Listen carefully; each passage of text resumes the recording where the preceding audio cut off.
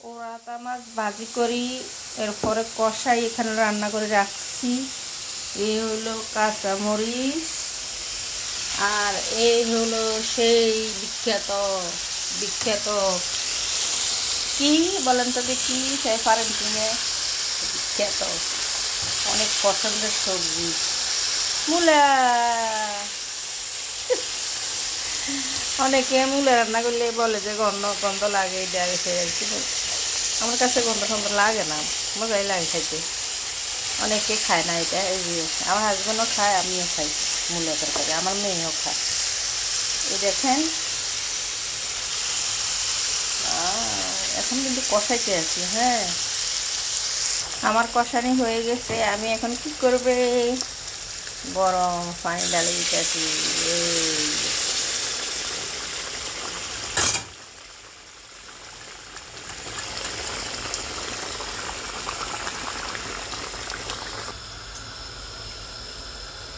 এই যে জল দিয়ে দিছি, আর সেই মাছ মাছ মাছ আর ওখানে দিব না, লাস্টে 2 মিনিট আগে রেখে দিব। মাছ অলরেডি রান্না করে ফেলছি।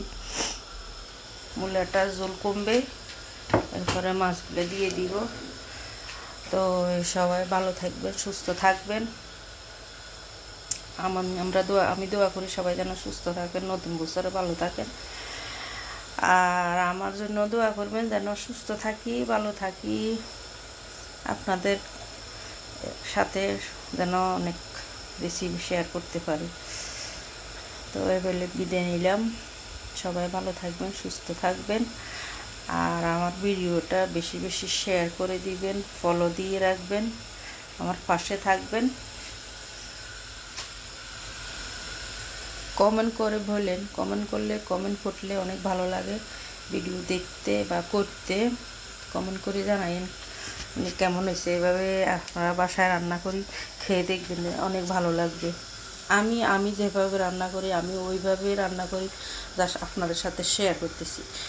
আমার রান্না আমি নিজেই বলি আমার রান্না খুবই ভালো হয়, কিন্তু আমি যারা যারা আমার রান্না খাইছে সবাই আমার রান্নার প্রশংসা করছে। তো আমার হাজব্যান্ডও উনি রান্না করে, এরপরও আমি রান্না করলে উনি খুশি হয়ে যায়, এই যে রান্নাটা ভালো হয়। এই আর কি, আমি সময় দিয়ে রান্না করি, যেটা রান্না করি আমি মন দিয়ে মানে রান্নাটা করি।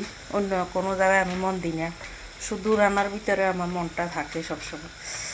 তার জন্য হয়তো বা ভালো হয়।